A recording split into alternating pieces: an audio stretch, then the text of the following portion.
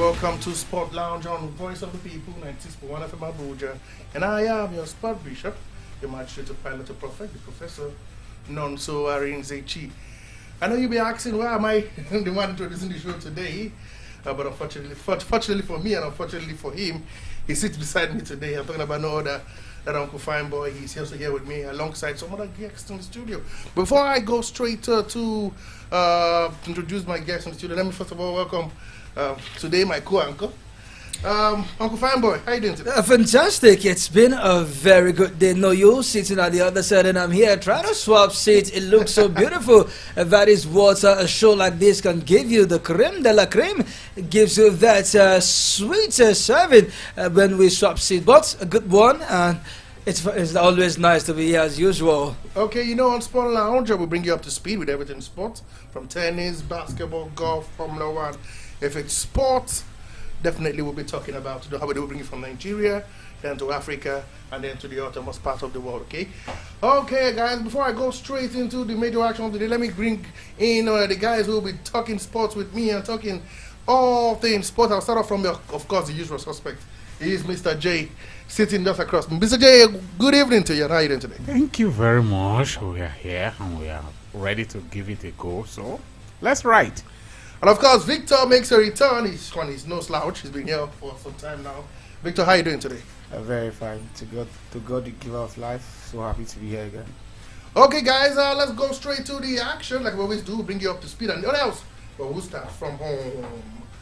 Okay, let's begin from home. And let's start off from officially the weightlifting. And let you know that the duo of Nigerian weightlifters, Rafiatu Folashade Lawal Rajidat Adenike Olarinoye, on Monday won 6 medals at the ongoing 24 Africa Senior Weightlifting Championship in Egypt. Competing in the 59 kg women's category, Lawal and Dijat dominating the category as they carted away top prizes in day one of the championship, which was served as the Paris 2024 Olympic Games. Lawal, gold medal winner in Tunisia last year, established her superiority in the category as she once again all the available 3 golds. She won the first gold in weight lift of 59 kg in snatch, claimed another gold in clean and jack with 119 kg before winning her 3rd gold medal in total with 214 kg. And that on her part followed suit on her previous year outing as she claims once again all 3 silver medals with 94 kg in snatch, 115 kg in clean and jack, and 209 kg in total. Meanwhile, Edidio Gumofia Joseph will seek to consolidate Nigeria's quest for more medals and a place in the Paris Olympics in July, just as he competes in the 73rd kg men's category by 12 noon. Recall that he won silver, 2 bronze at the Tunisia 2023 edition, despite competing with an injury. Nigerian participants in the championship will be rounded off on Wednesday when Joy, that is Obone, will compete in the 74th kg women's category. I come to you, Fine Boy. Wrestling always like a moment of respite for us in our sport, and always find a way to win medals, whether it's Africa game or Olympic qualifiers. Come on, what do you expect from a nation that when it comes to their food, carbohydrate is the main deal? When you are seeing the rice, you're seeing the yam and what have you, you know that these are the food that gives us that go-to source that we need to get.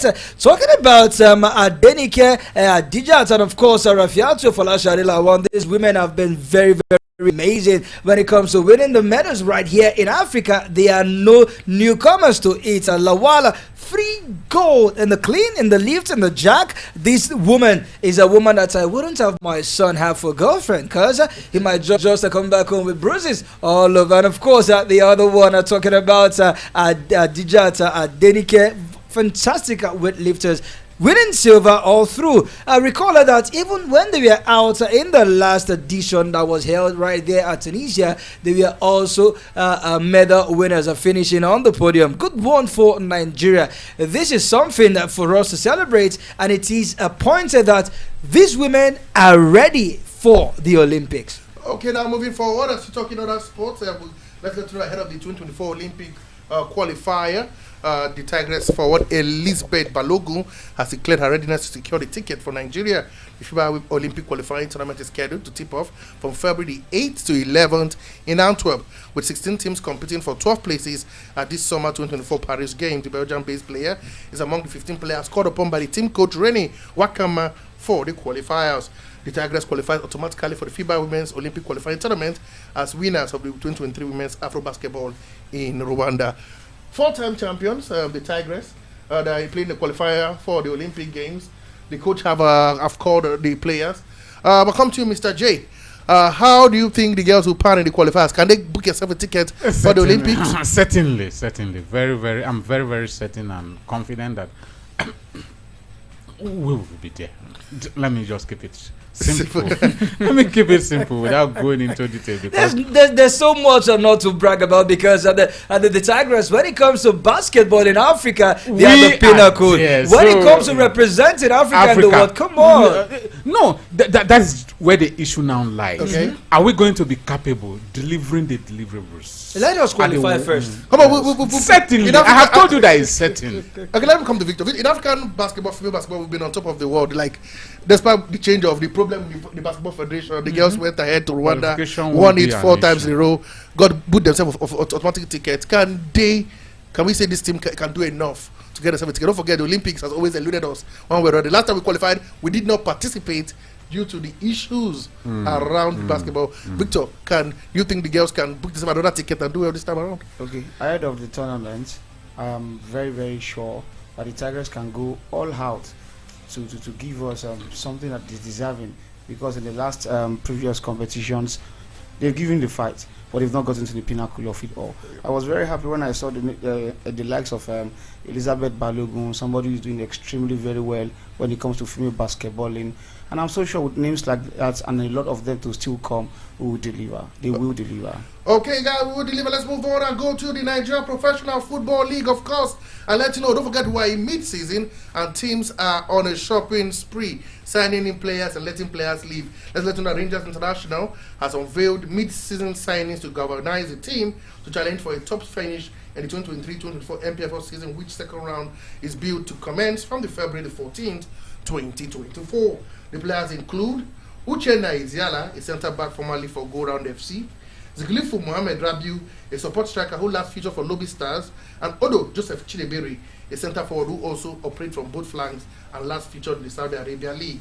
Others are Obodo Kelechi Emmanuel, a midfielder who operates offensively or centrally and joins from Damsdale Football Academy, while Angie Ifeanyi Chukwu Michael, an attacking midfielder from Flying Angels FC.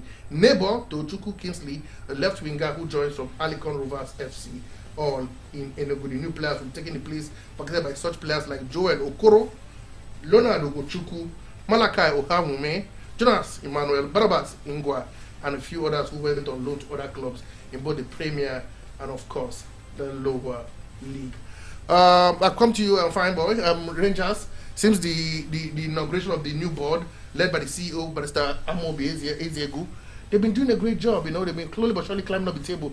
And now again, they've been the first team to announce the players they've recruited ahead of the start of the second stanza that will begin on the 14th of February. Rangers International, so far, they have not been the kind of club that the fans would have expected them to be this season. They have been wobbling and fumbling. Today they win a game. Tomorrow it's about draw defeat.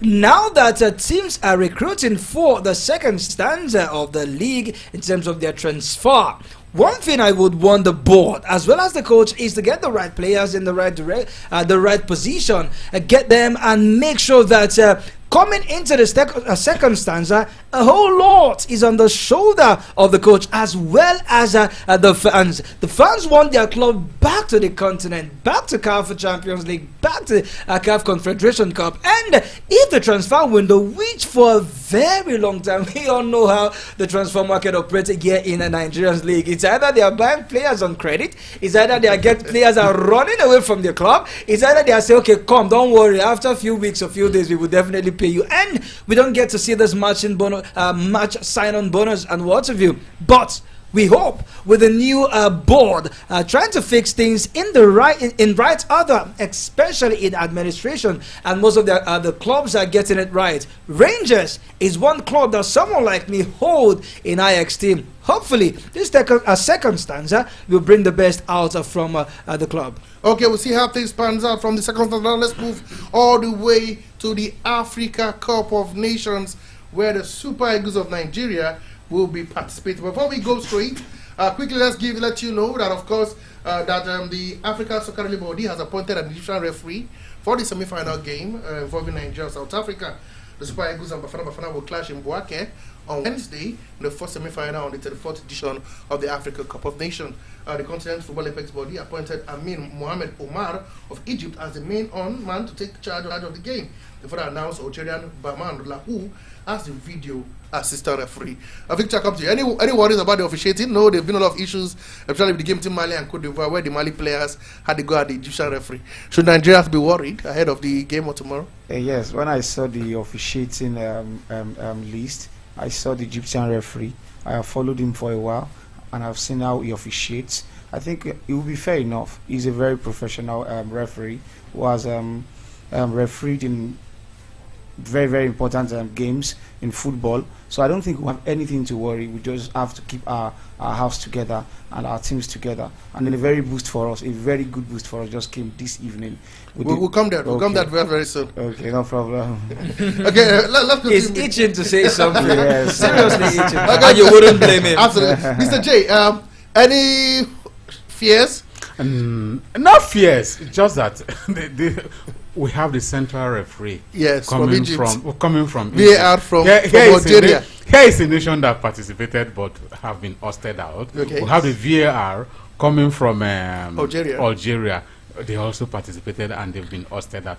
I think they will come out to protect their names now. It's their career, officiating, and they have to do the best. I am expecting a very fair officiating from this from our games. Okay, and to let the cat out the back, Victor was trying to get ahead of himself.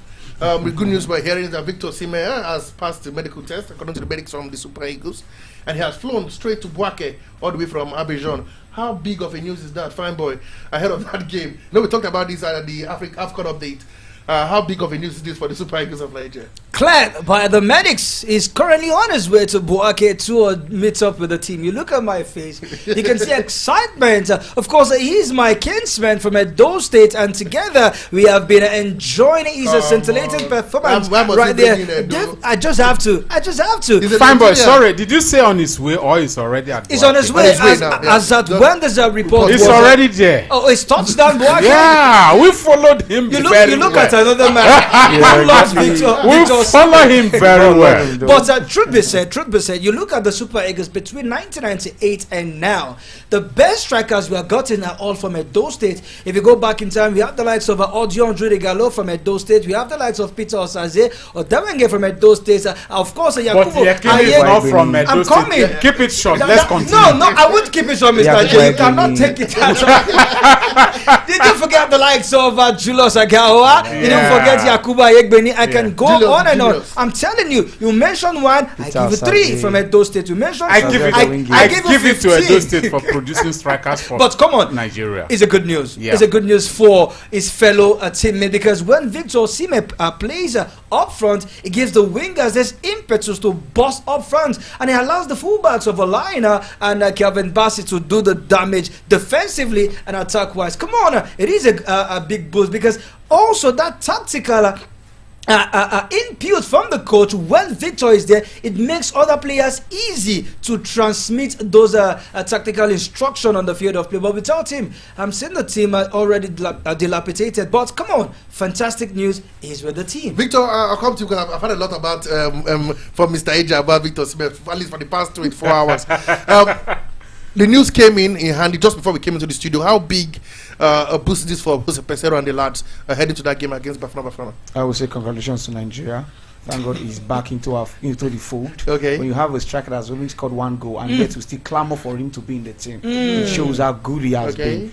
He's not scoring goals, he has scored just 1 goal. But he has been in the team. He has been showing patriotism. He has been committed to the team. You would see it in him, the desire to play, the desire to even wear the green and white shirt. That's enough for us. So the whole country has been praying for him to come back to the theme. That And is to the it. glory of God, The entire Muhammad. nation have been praying Pray. for him, just Yes. like a certain Stanley Wabali when he was out injured. Yeah, you can pray- see and- Nigerians, and you the- go play or you no go play. And the prayer was answered, though. Exactly. So we have. But him. a certain Musa Ahmed has been injured. Has I know Nigeria that. been praying for him to You come answered into the- you fray? answered the question. No, it's a question I just Look put at the for sport you. bishop and I answered, not me. I just think put Ahmed it- Musa is Okay, just let a me travel. before I will get to take more on the Super Eagles.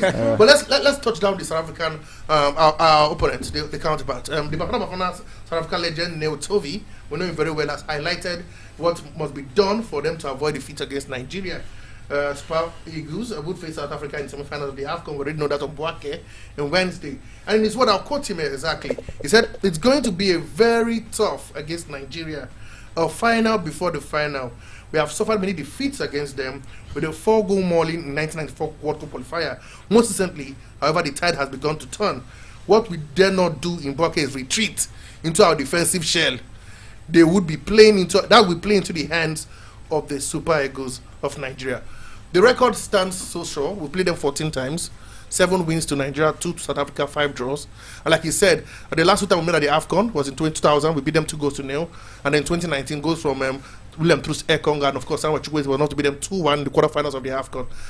Do you agree with him that if South Africa must get something from this game, they must attack? He said if they go back to a defensive shell and defend, that will be a recipe for disaster. Yeah, they already know.